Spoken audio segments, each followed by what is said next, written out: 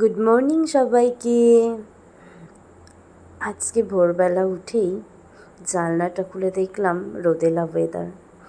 রোদেলা ওয়েদারও কখনো কখনো ভালো লাগে, অনেক মেঘলা ওয়েদারের পর। কি দারুণ লাগছে বলুন। তাড়াতাড়ি করে স্নান সেরে নিয়ে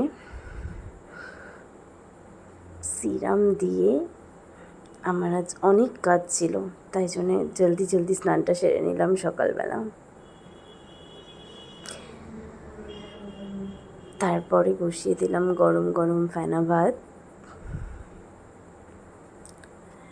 আলুটা একটু সিদ্ধ করে নিলাম। শুধু কি ফেনা ভাত খাওয়া যায়?